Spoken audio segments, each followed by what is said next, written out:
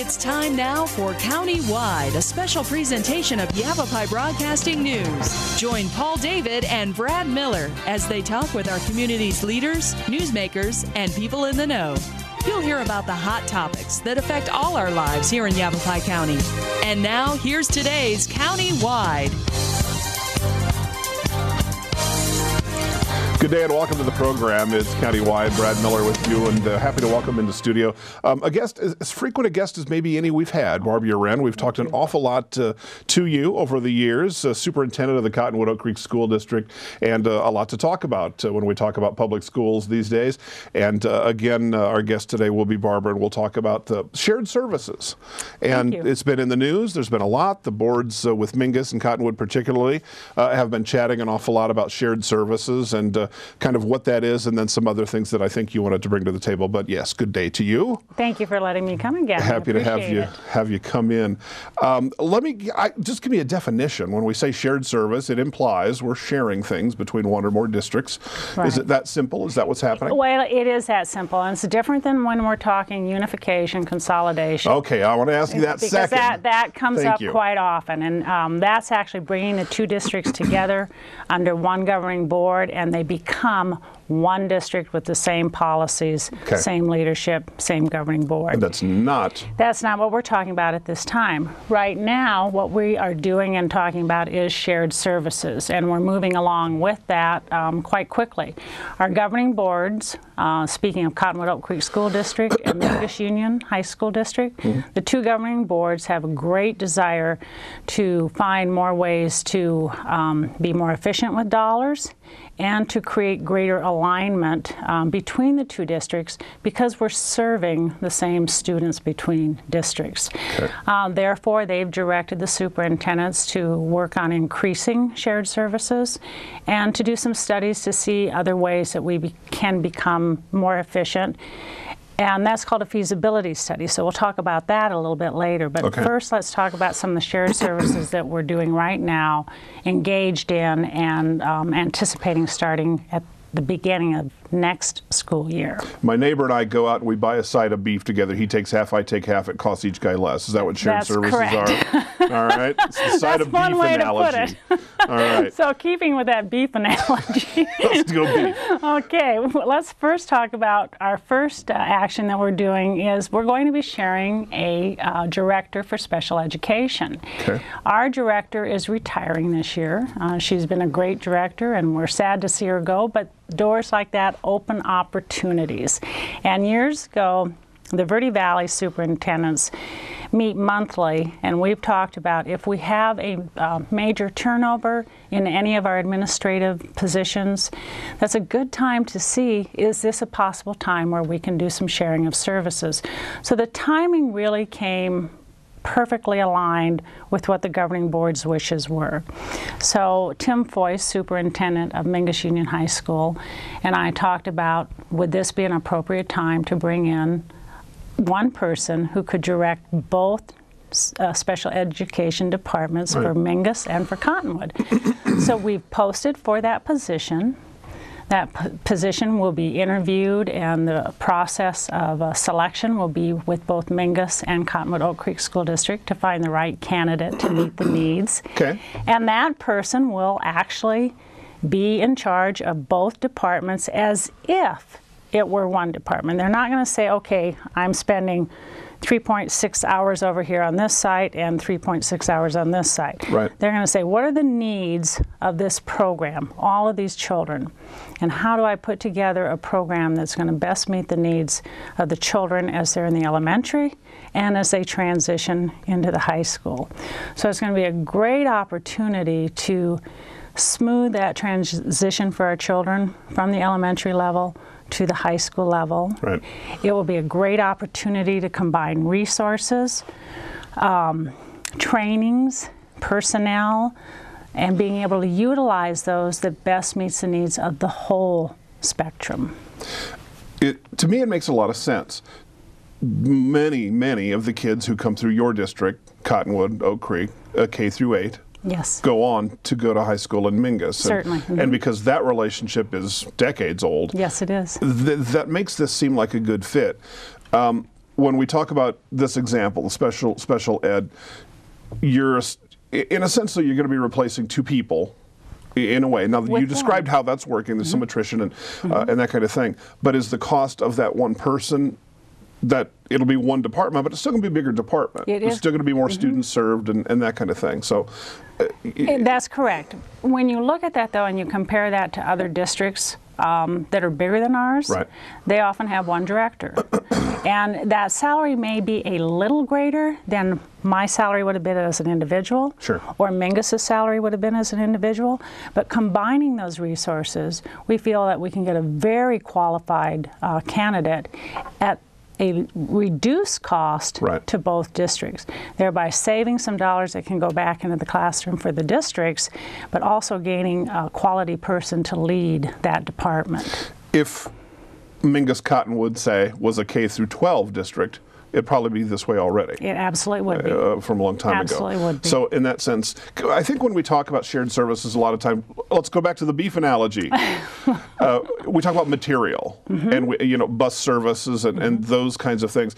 And when we start to talk about personnel resources, I think it starts to swim a little bit in a different way than people are thinking. It does. And it's one of the reasons I wanted to have you kind of come in today, because it seems like an awful lot of what we're talking about, not just with Mingus or what you're talking about and the school boards, have to do with those kind of personnel resources. They do. Beyond special ed's, the one we've talked about so far. Is that right? Is that where this is going? It is. Another area that we're looking at right now is, again, we have a projects manager, and our project manager took a new position down in the Phoenix area. So again, that's a position that's open. So why not have the conversation to see, rather than me going back out and hiring one person for our area, is that a position that we could share with another district? And that's the facilities, and we're looking at that right now. We're working on IGA. Right now, Mingus's facilities person is coming down and working with us to kind of band-aid that position until we can determine. We're putting together an IGA for facilities to share that personnel as well. And again, the beauty of that is it's not just the personnel that you're looking at sharing. If we have a lift, why should Mingus have to buy a lift also for their maintenance? Share the same resources. Rather than duplicating those resources, share those resources. If you have a big project that's going, and you've got the expertise at one campus or one site or one district, share that expertise. We've got great personnel and great levels of expertise and experience in our area, so let's utilize those resources to best meet the needs of our districts. The two that you've illustrated so far, you said, have kind of come up as opportunities because someone is moving on or there's a change coming, and so it opens that door.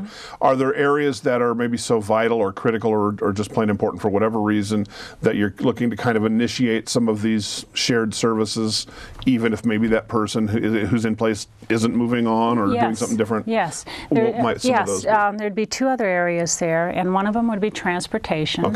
Transportation is always one that we've always worked very closely with both departments there. Our Director of Transportation, Debbie Wheaton, has great communication and respect for the transportation people throughout the Verde Valley, throughout the state. So she always has a great alignment going there and sharing things. But we're looking to formalize that more right now. So we're working on an IGA with that, with Mingus, to make that more formalized and more not so much just as a consulting thing, but actually utilizing, again, the same type of concept of sharing personnel, sharing resources, sharing buses, and utilizing them more as the whole picture rather than two separate entities, one entity. Is this happening? Is this a kind of a common occurrence across the state? You know, I've got to tell you, Brad, I think more. Yes, but I think right now I have to say that there's a lot of people watching the Verde Valley and what's happening in the Verde Valley. And I credit that to years ago we sat at this table and we talked about the financial implications that districts were facing. And the Verde Valley superintendents in their discussions, are always looking for ways to support each other and find ways to capture more dollars to put into the classroom. I remember you saying we're going to have to think in a different creative vein or something along that line. I remember you saying that some different kinds of creative thinking. That's correct. Is that what this is? It really is. And that happened around those tables of how can we look at things differently. Yeah. So one of the things that we have been looking at from the Verde Valley side and why people are starting to pay attention, not only to the Verde Valley but the county, is through those conversations we talked about putting together a consortium, a purchasing consortium for transportation. Right. And that started with the Verde Valley. Well, then our fire departments got interested in being a part of that. Some municipalities got interested in being a part of that. The other side of the mountain, the districts over there became interested in joining that consortium, and so did some of the fire departments over there. Yeah. So now we have a consortium that's actually meeting today to start hammering out those purchases and getting those RFPs ready to go, in the hope that this very large combined consortium is going to give us a bang for the bucks in economy of scale and allow us to purchase the needs that we have at a reduced price than what we're currently doing. So people are paying attention to those types of things. It isn't just education that's hurting. It's a lot of our there you go. economies are. Everybody's feeling the pinch. Barbara, we have to take a short break, so let's go ahead and do that. It's countywide. Barbara Uren, our guest today, Cottonwood Oak Creek School Superintendent. Back after this.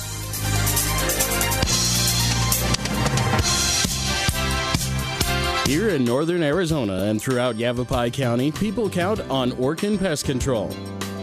With over 100 years of combined experience, nobody knows how to protect your home or your business from harmful or annoying pests like the Orkin Man. To start service, contact your northern Arizona Orkin Pest Control. In the Verde Valley, call 567-5100 or Orkin Pest Control in the Prescott area at 775-8772. Hi, I'm Steve Scourge with Yavapai Silent Witness. Maricel Gonzalez was murdered on this spot almost 15 years ago, back in March of 1997. We know that there is somebody out there who knows what happened in the alley that night. Yavapai Silent Witness is offering an $11,000 cash reward for information that leads to the arrest of Maricel's killer. For Yavapai Silent Witness, I'm Steve Scourge.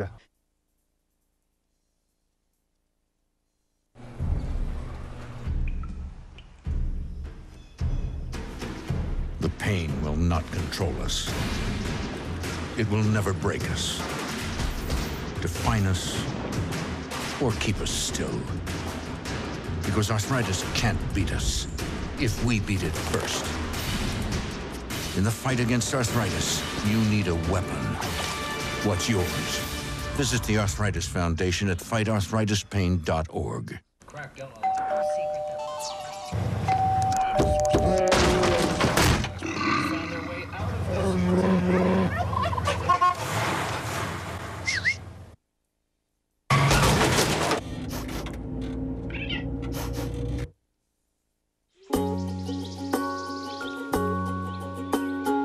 Getting closer to nature can get you closer to your family. Go to discovertheforest.org.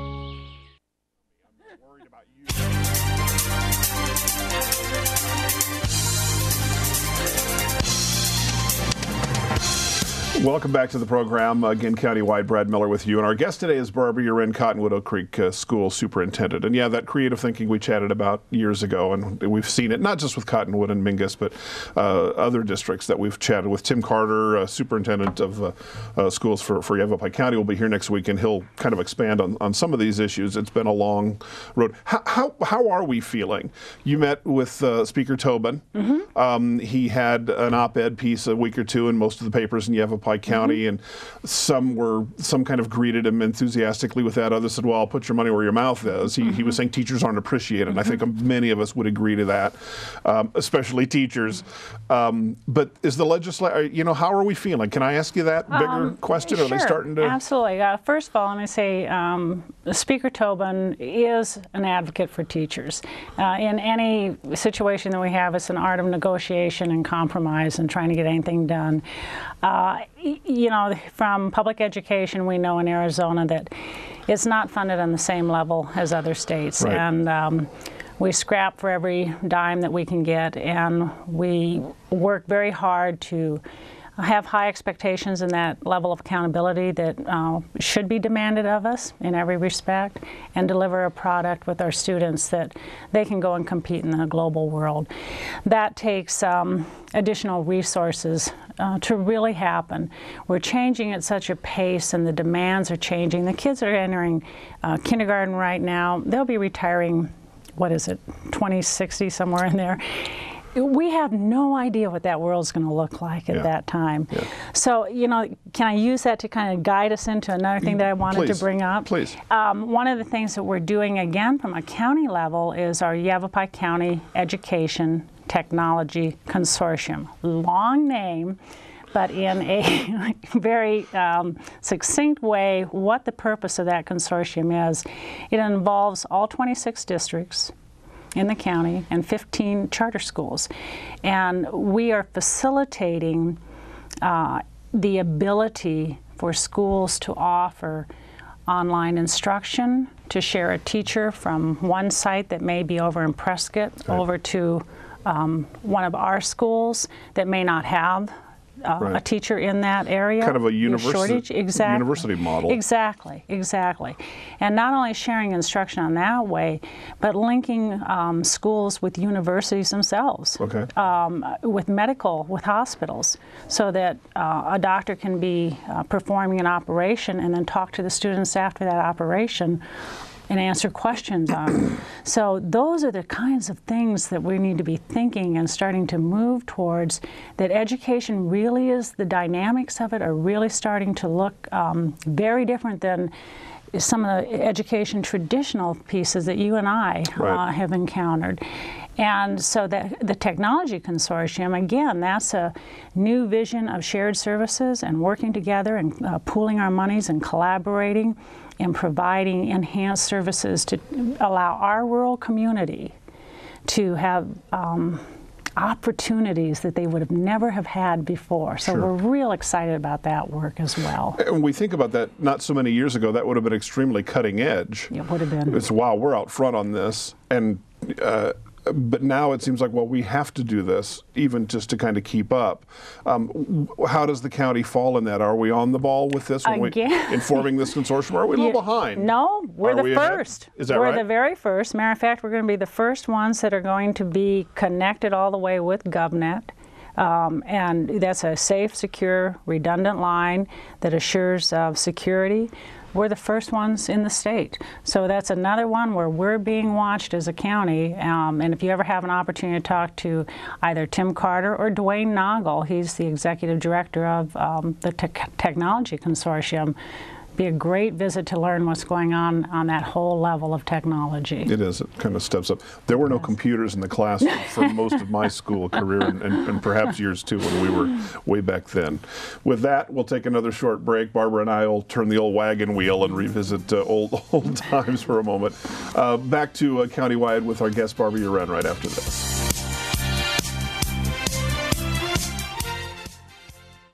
Here in northern Arizona and throughout Yavapai County, people count on Orkin Pest Control.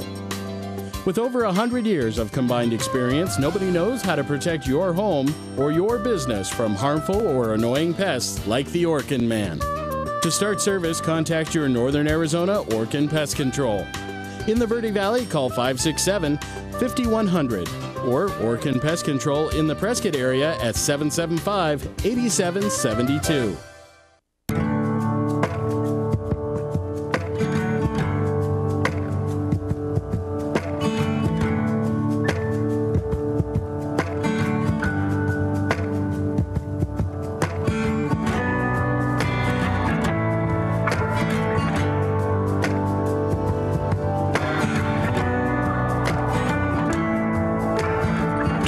kids about the dangers of prescription drug abuse. The partnership at drugfree.org.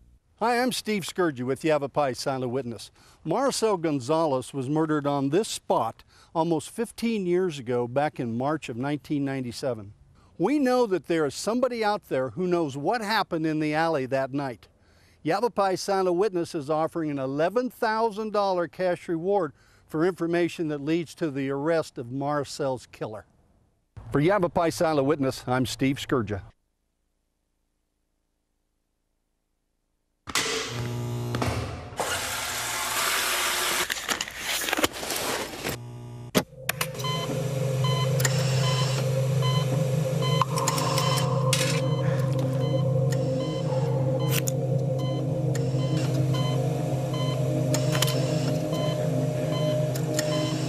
Every year, 2 million kids play doctor by taking pills not prescribed to them.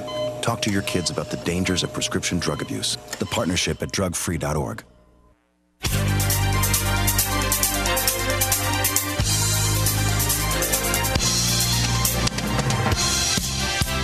Welcome back to Countywide. Again, our guest today, Barbara Uren, Cottonwood Oak Creek School Superintendent. And there was a direction you wanted to go here in the closing minutes of our program. I just wanted to, as we're talking about those shared services, excuse me, go back to some of the levels. There were kind of 3 tiers that the governing boards wanted to look at. Tier 1 was really those shared services such as special ed, transportation, facilities. Tier 2 was what would it look like if we shared business services. Right. And Tier 3 would be, okay, what would it really look like if we brought all of the pieces together? In essence, what would it look like if it were unified, one district? Right. So they directed the superintendents to look for firms that would do an independent feasibility study of the 2 districts, encompassing all the aspects of bringing small levels, bigger levels, all levels together. And with the help of Tim Carter, the 2 districts are going to do a feasibility study. They selected a company out of Phoenix, and it's called Corporate Education Consulting. And they will take House Bill 2075 was a feasibility study House bill that was presented, and it's still in discussions. And that bill was to look at districts, to have the county superintendents actually look at districts and do a study on bringing districts together. So what we're doing, what the consulting group is going to do is take the same items, and there's about 25 items on that feasibility study. They're going to take those same items and they're going to do the research, both scientific and academic, completely unbiased, completely independent of either districts. So it could come back being kumbaya, these are all great things, or it could come back saying there really isn't any reason to do anything different than what you're doing. Right. But it takes it, I think the beauty of this is it takes it out of our hands, because I think whenever either district does something and tries to bring back that data, someone else is going to look at that and say, oh, well, they're coming at it with their own taint on it or their own twist on it. Right. So this takes it out of our hands and gives it to a completely independent entity to come back and give us the information that will inform the boards on what next steps to take. Well, as you kind of swim in, it's a cliche to say uncharted waters, but that's kind of what is happening out there. Should people read into this feasibility study? That means a unification or a consolidation? Not necessarily, because what they're going to be looking at is just the whole spectrum. They're going to be looking at, can we do a better job of aligning our curriculum as 2 separate districts? So they'll look at all the effects. But I would not say that that is left out of the picture. Right. But that's not the driving force behind this. Okay. The driving force is how can we find other ways to become more efficient and to have greater alignment to the 2 districts. Remember, these are the same kids. Majority of our children from Cottonwood Oak Creek School District go to Mingus. Right. So that greater alignment can only stand to serve students better. So that's the purpose of it, and we're looking forward to that. It'll take some time. And sure. I have no idea when that's going to be completed, but we'll keep you posted on that, But that's what's Brad. happening. Barbara, we thank you so much. We'll certainly be talking more and more about this as all of this process continues on. It's our show for today. We're all out of time. Barbara, you're our guest, Cottonwood Oak Creek School Superintendent. It's countywide, and we'll see you next time.